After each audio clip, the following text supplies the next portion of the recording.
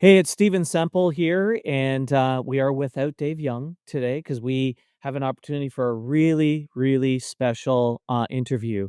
I have with me Michael Jacobson from French Florist, and man, we had a conversation.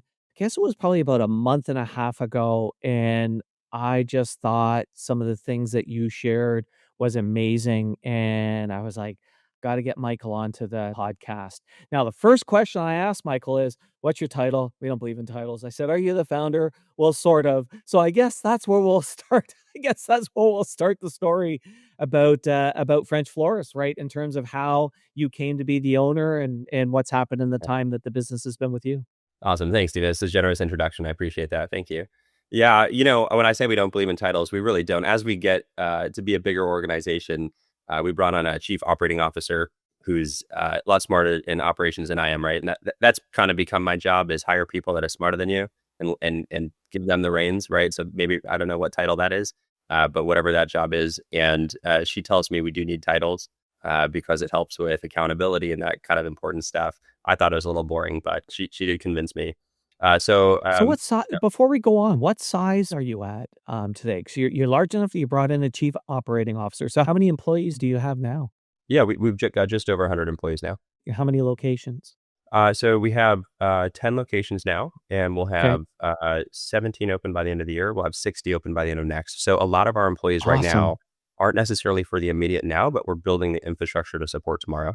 That's cool, that's cool. So that's amazing, that's amazing growth. So 100 people now, but you're really looking to go to that, you're at 17 going to 60 locations. That's awesome. Going back to the early days of how you found yourself owning French Florist. Oh gosh. Okay. So I don't know if this will resonate with the audience. Hopefully it does. I've graduated college. You hear the statistics of how many startups fail, right? Whatever it is, 95% of startups. I did Most, yeah. most, yeah. And I actually joined a few startups in college that I didn't found, but kind of joined their team. All of them but one uh, failed. So I saw Wow. it firsthand too, right? And um, I took a job in super boring corporate consulting right out of college. Paid super well, great opportunity. I could work alongside like awesome executives at really awesome companies, right? That was the pitch. I didn't make it even a year. I made it about 1 year, and it just didn't feed that fire in my belly, right? That was the wall that my ladder was leaned against, and I could sit there and climb that ladder, or like if I'm not happy, do something about it, right? And so I had my ear to the ground with different opportunities, and I got a call from my uncle one day, and he says, "Mike, I've been running my flower shop for 38 years. I'm working 6 days a week, 60 hours a week or more, and I'm losing money. I'm tired. I don't want to run the business anymore." I studied finance. So he said, "Can you help me sell the business?" So I said, "Sure. Happy to take a look at it." Right. So that's how I got in. It evolved. I originally joined French Florist to help my family out and sell the business. Right. So you're initially there to help with the exit. That's right. Yeah. Okay. Cool. So from there, I went around and did what any, normal kind of exit would look like, where you go and you look at comparables. What are other florists doing well? What are they not doing well? How much are they selling for? Right. Looking inside the business, let's clean it up a little bit. Let's get some proper bookkeeping and accounting in place so we have some numbers that we can share with prospective buyers. Yeah. What I realized really quickly though was there's such an incredible systemic issue in the floral industry. It wasn't just my uncle struggling, it was all florists are struggling with the same exact issues, if not the same exact, very, very similar issues. You have the dominant market player. And Stephen, I'll ask you, this would be interesting. If I say French fries, what company do you think of? Yeah, it's McDonald's. McDonald's, Mhm. Wendy's. Yeah. Yep. If I say, and you're in Canada too, so I'll be curious to get your answers here. If I say coffee, what company do you think of? Be Starbucks would be Starbucks. top of Yep. that list. Yep. Same. Yeah. Probably top one for me too. Well, If I say for us, it would be Starbucks and Tim Hortons. Like those are the two. Yeah. That's what I was expecting, yeah. Every Yeah. once in a while, we'll get, Dunkin' for somebody on the East Coast too. Yep. But Yep. generally, right, there's a clear player that comes to mind. Yes. If I say flowers, do you have a company that comes to mind? For me, it'd be like FTD, right? Yeah. Or Telefloral or one of those, but certainly not anybody local. Yeah. You're right, the top 3 players in our market, 1-800-Flowers, FTD, Teleflora. Those are the 3 players. All of them have the same exact model, and what that model is, they take an order online, and they syndicate it to a local florist. Fine. The problem, they take up to a 40% commission after all of their fees on that order. So Right. you're paying $100 for the order that florist is getting, $60 or $65 on that. They're getting hit so hard. And a lot of florists are super reliant on the order aggregators for their orders. And then obviously, most importantly, more than anything, that bleeds into the client experience, and the client experience you order. That's where you get the memes on the internet where it's like what you ordered versus what you got. And it's just this Yes. massive discrepancy. That's how that Yes. happens. Right. So go to your local florist. Mhm. I guess that's my pitch. Um, that's one systemic issue, but also the lack of technology. There's incredible the downside of the supply chain. How we're importing from the farm is unbelievably antiquated as well. And there are tens of thousands of flower shops in the Americas, and 99% of them are single unit owner operator mom and pop. So it's terribly fragmented. Nobody has the economy of scales. Nobody has a brand. And so that, anyways, all of those amalgamation, lots of issues there, right? Where do you even Mhm. start? But Right. that was interesting to me because I was like, this is a very real problem where ultimately the consumer experience, like people are so, they have such high expectations with Amazon and 2-day delivery, and now it's 2-hour delivery. But when it comes to the floral industry, I don't know how consumers have been so okay with how the flowers are getting delivered. They become complacent. And when I saw my uncle's business and I saw what a good delivery could and should look like, and that was not the norm for our industry, Right. that's a really cool opportunity to build a brand that's creating very real value in the world. And we'll get into why flowers as well. Well, and you bring up something though very interesting, and this is ongoing theme from the podcast. It is amazing how what we're like over 200 episodes in, and I'm going to say that the vast majority, like probably 200 and like almost all, like I can only think of one or two exceptions.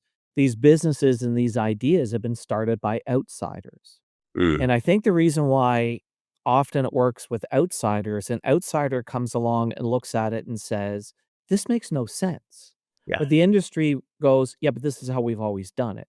that's Oh, right. and there's these long list of reasons why we need to do it this way. Where an outsider says, "I know if we do this differently, consumers will love it, and if consumers will love it, they will buy from me." Yep, And I think the complacency comes not from the consumer. I actually think the complacency comes from the industry because the consumer's not been you're right. given any other choice. You're right. You're And 100% then right. when they're given that choice, they're like, "Oh my god, this is amazing. Give me more." Yeah. And that comes from that outside perspective. So good for you. Yeah, thanks. And I'll share one of the things that could be interesting too. Our name, the business's name was French Florist, and I said, why are we called French Florist? And my uncle didn't have a good answer, but I was like, we need to have some intentionality about the business. We're in flowers too. We're delivering emotions and really powerful emotions too. It's like we're not necessarily saving people's lives, and but we are delivering love. Yeah. Pretty much, right? That's it. I'm yet to be convinced that there's a more powerful emotion that exists than love. So we feel the weight of what we do, and we value what we do, right? And we don't want to mess it up. When somebody is telling somebody that they love them, and we're the vehicle to help them do that, like that's an important task. We do carry that with weight, and so we need to have intentionality about what we do. We're an American brand. We're called French Florists. How does that make sense? So I really sat down for a really long time, and I said, why are we called French Florists? Do we need to change our name, right?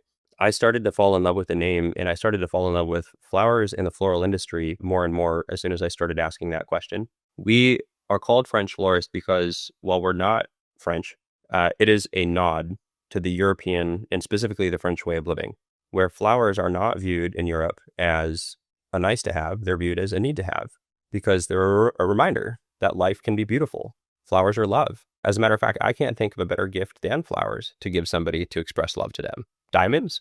Pizza? Maybe pizza, but I think flowers Hey, means hold on a diamonds. second. I got a lot of jewelers that sell diamonds, so diamonds are pretty good too. But to your point though, a diamond is also not an everyday gift. Right, exactly. But I completely agree with you. Flowers are very much that's the emotional underpinning to it. If somebody is sick in the hospital and you're sending them flowers because you're hoping it brightens their day, makes That's the right. room a little bit more special, and that when they look at it, they know that you're thinking about them, right? That's what it is, right? I'll push that a little bit further because I think like we saw an opportunity to fix issues Yeah. within the industry. We also see an opportunity now to take the American mindset and push it a little bit Mhm. because I think we're, especially in this age of technology and automation, which don't get me wrong, our business is unbelievably tech enabled. We've developed a lot of tech If I'm ever talking to an investor, we're a tech company, right? We're not. We're not a tech company. We're a floral company. But you Right. get the point.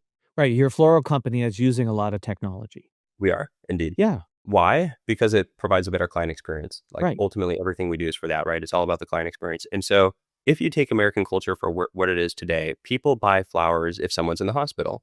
Yes. Happy birthday, Yes. congratulations, sympathy for something sad. It could be condolences, right? And there's grief. Grief is the emotion. I might challenge that a little bit and say that is the American culture today. What the Europeans do that I really fell in love with is they might give flowers to somebody on a random Tuesday. Why? Just because they deserve it. And Right. when we're looking at the two biggest holidays, say, for example, in America, Mother's Day and Valentine's Day, when it comes to flowers, Mhm. I would say if you gave your mom flowers on any other day except for Mother's Day, I think that that's going to be a more powerful gifting experience than buying flowers for your mom on Mother's Day. That's really interesting.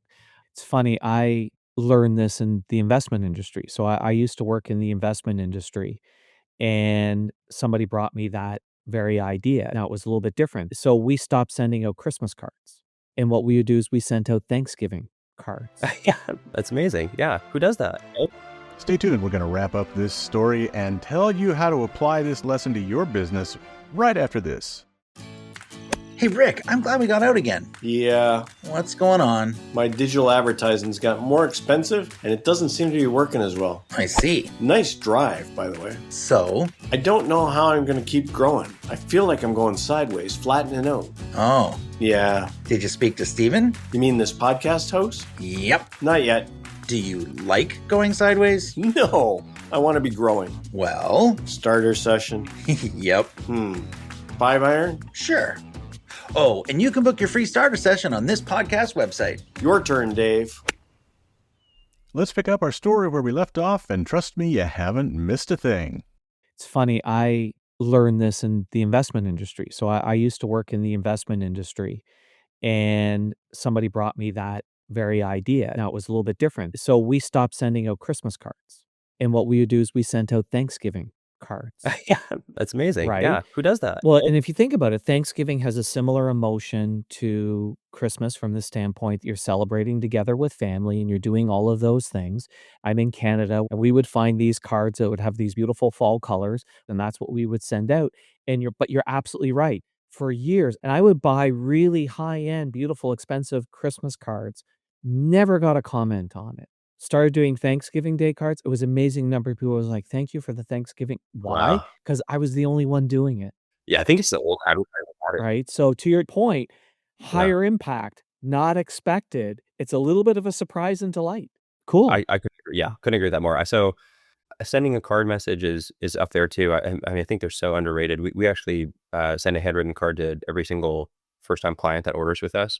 Right. I think not to be understated, right? Like we started doing it when we couldn't track the ROI on it. We did eventually start to track the ROI on it, and the ROI is massive on it. But like So what do you mean by that? What changed and what changed the ROI? literally the only variable that we changed, we sent when we did start to test it properly, it was like a 18 or 24 month proper A/B test to try to get like statistically significant results, right? All that. Okay, great. So you let enough time go to really make it sig. This is important. This is really important. A lot of times I get people doing these A/B tests. Like I had this conversation with a client a few weeks ago, and he was like, "Well, how long should we do it?" And I told him, and he said, "Well, I was hoping that we could just do this for a week." It's like a week's not going to tell you anything, dude. Like, I'm sorry, you got to have some patience on this. So you did an A/B test. Is this around the handwritten note? We measured customer lifetime value over the next 18 to 24 months on, people who received the note versus who didn't. And we just split our clients down the list. Half the people got it. So now we send it to everybody. But we started out it was one of those, like, I don't know if I'll intuition, but it's like, it's just the right thing to do kind of a thing. Right. Turns out it's a pretty virtuous cycle when you do the right thing and the money follows. Right. We learned that a few times. That's one example of it. Though. So you did this test on the handwritten note, and that's made your lifetime value of your customers more valuable and made them more sticky. And the beauty about a better lifetime value is it means you can spend more on client acquisition and marketing. In terms of this growth you've gone through, because you had, like when your uncle, it was one store, you've already taken it to 17. So what's the key that you did from taking it from that one? Are they all corporate stores or are they franchise? Some of them are corporate owned, and we Okay. are expanding our corporate footprint a little bit, but we've shifted Okay. into the franchise model. I'll tell you why. When I hear the word franchising, I get a bad taste in my mouth, even to this day. But we when we were looking at how we wanted to expand, right? So we had, can I share numbers, Stephen? Is that okay? Sure, you can if you're comfortable sharing numbers, share Yeah. numbers. Yeah, it's awesome. Our first flower shop, I came into the business, we were doing about 600,000 in revenue. So it was not nothing, but a lot of the revenue was coming in from like 1-800-Flowers and those types of models. And so it was not high Okay, so it quality. was doing 600,000, most of it was coming where you had no control over the customer. It was coming from that outside source where you pay 40%. Okay, great. All right. Yeah. So it was Okay. 600, but not even a quality 600 is what I'm Yeah, hearing. that's right. Yeah. We were losing money when I came into the business. Okay. There was a reason we wanted to sell, right? Yeah. We cut all our relationships with all of those services pretty quickly. And so revenue dropped. We got to a place where we were breaking even relatively quickly. We started investing in operating technology that would help us, marketing and better brand, supply chain for better margin and higher quality product, other consumer experience related stuff. And we started to grow. We started to do well. Like obviously it's a very accelerated story, but long story short here, 600K to 1.2 million to 2.4 million to 3.6 million to I think it was 4.8 million. And then the next year was 9.6 million out of one flower shop. 9.6 million. Out Nine, of one shop. nine. Okay, I want to drive this home. $9.6 million out of one flower shop where you're not using any consolidators. Like this is all your customers. That's a big look. That's a big number in any industry to be selling $10 million out of a single shop. Like I'm going to argue that that's probably the most successful flower shop in America. Yeah, it's up there for sure. We're definitely, we could say we're probably the largest floral shop in America. Now, we're humble enough to recognize that it wasn't that hard because we just put in some modern practices and focused on the consumer and the rest fell into place. As a matter of fact, I would go so far as to say like we're actually totally not in control of how successful we are. The marketplace is. So we're happy that the marketplace has been receptive to our offering. Right, but you've brought in an offer. So what is it that you've done different on the offer that is it? Because look, you don't go from $600,000 to $10 million in sales in like the 6 or 7 years just by automation, because then you're the world's best kept secret. There's some things that you had to do to become known in the marketplace. So what is it that you did on that front? Yeah, I mean, it's four major buckets. Okay. First Yep. one is technology infrastructure. Okay. We're millions of dollars deep into our custom proprietary software right now. The industry leading tech at the time, a blue and white screen, you have to push F12 to get to the next page. Just looking, do I still have an F12 on my oh, yeah, I do. I had to check to see whether they still had that on. That's how much it gets used. Yeah. Ah, I've never used it on Mac. So, that was the first, there was no tech out there that we didn't want to build tech really. If there was something out there, we would have, but like there was a real pain, a real problem, and we could solve it by building some custom tech. That ended up being kind of the heart of how our company operates. We're incredibly tech enabled. Why do we do that? So when the designers come in, they operate off an iPad. They get to spend more time designing, less time with administrative, boring stuff. And like they're the soul, they're the magic, right? And so like we want them doing that, and that's honestly where they get their most fulfillment too. So they become happier. They're more productive and allows us to pay them better as well. So they're actually working as florists, like what they wanted to Yeah, do, because 'cause they're exactly. actually Exactly. designing the stuff, right, got it. Crazy to think Beautiful. about, right? Like a Crazy. florist is Yeah, they actually got into it because that's what they wanted to do, and you're allowing them to do it. But look, that's right. that's a big deal because in many industries, what ends up happening is people come into it, and the thing they wanted to do, they're actually not allowed to do. Like we see this all the time. Okay, so awesome. So you've done technology to and one of the great outcomes of that is the people are loving what they're doing. That's Yes. awesome. And that's huge because if you're not feeling a certain way on the inside, or however you are feeling on the inside, that's what's going to reflect out in the world. And that comes down to Absolutely. people under our organizational health too. If our organizational health is not good, then that's not going to reflect out in the client experience. If we have a customer service rep who's feeling like they're underpaid or they are mad at the company for something, it's going to bleed into the client experience, right? It Like it it make just sure the team is does.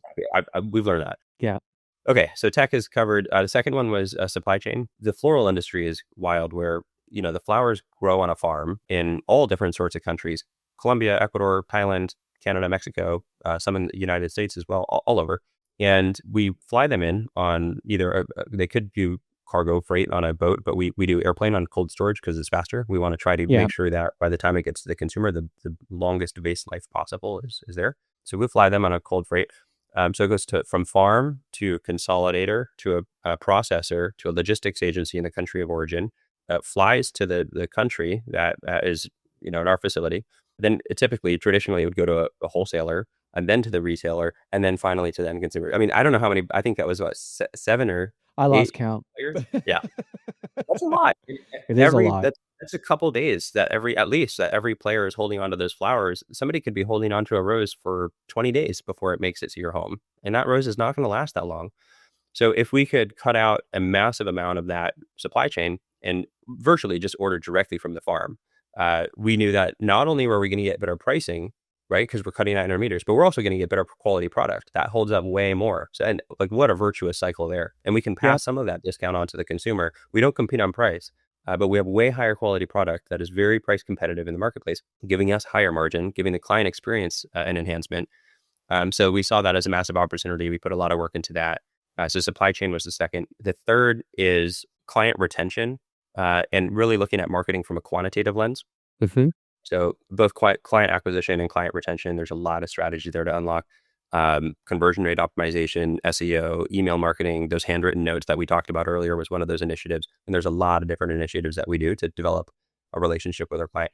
The fourth bucket has actually been the biggest impact for us. And that is awesome. We have a good product. We have good customer service. We have good client experience. How do we go from good to great? A good company does all those things. We deliver a good product to the marketplace. And that alone did take us really far, honestly. Yep. That actually took us to the 9.6 million. So Right. it's crazy. Yeah. What's propelled us far beyond that number is, I guess it's still within the bucket of marketing, but it's really the soft, irrational, creative piece of marketing that's emotionally charged. When somebody purchases from us, these are somebody else's words, but they made a lot of sense to me. Why does somebody buy a Porsche? To get them from point A to point B? Definitely not. They buy a Porsche because it makes them feel cool. Yeah. Why do they buy a Rolex, right? It's not to tell the time. Okay. In fact, I could actually argue the Rolex is not the best watch. It's not a Timex. It does wonders, right? Yeah. Mm-hmm.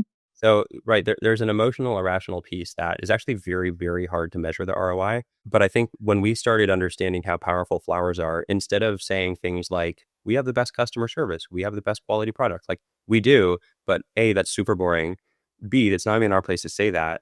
The marketplace decides that, and we earn that reputation. We don't say that reputation. Or C, companies that say that usually aren't that. Like, I don't say this is ironic because I'm about to say it. I don't say that I'm passionate. Obviously, I am just passionate. Okay. Right. Like, we don't say we're luxury. We're a premium brand because of the way we act. I make fun of that all the time. It's like, if I'm the guy who says, hey, you can trust me, Right. Red flag. right away you're like, yeah. Or, hey, you should invite me to a party because I'm a fun guy at parties. Right. As soon as we have to say it, it's actually no longer true. We need to have people feel it. Oh, no. What? I was enjoying this episode. Don't worry. Part 2's coming next week. It better. So, hey, Michael, the more I hear your story of what you guys have done and what you've built and your passion about all of this, like, I'm sure anybody who hears this story will want to, especially if it's a Tuesday, will want to run out and order flowers for that special person in their life. So if they're going to do that, like, what should they do? How do they reach out to you? What's the best way to do this? Yeah, absolutely. There's a couple different ways. My favorite is actually just to go through the website. And the reason I say that is there's a lot of personalization that you can add that you can't necessarily do by calling in. Go to the website, frenchflorist.com. One example of it is you can, instead of leaving a handwritten card, you can actually leave a video card, and it's a free feature. And it's a really nice way. The card comes up with a QR code to the recipient. They scan it and your video card message shows up. So you can do that through the website. Or you can call us. You can just Google French Florist. Our phone number will call or will show up. And my favorite designs that come out of our store are what I like to call a designer choice. We get clients that call in and say, look, we just want something beautiful, $100, $150, like whatever it is. And maybe there's a favorite color or a favorite theme. And you just tell the idea of what you're looking for to our customer service team. And they'll translate that into how our designers will make that arrangement based on your description. And because you're giving our designers that creative flexibility, they can really lean into it. And some of the most beautiful work comes out of it when you call our shop. So there are pros and I'll say benefits to calling in. There's benefits to ordering online, but there's no way is a bad way. All right, awesome. Because I'm sure people are going to want to do that. And look, tune in for the next episode because we've got some fun additional things to talk about. Thanks for listening to the podcast. Please share us, subscribe on your favorite podcast app, and leave us a big, fat, juicy 5-star rating and review at Apple Podcasts. And if you'd like to schedule your own 90-minute empire building session, you can do it at empirebuildingprogram.com.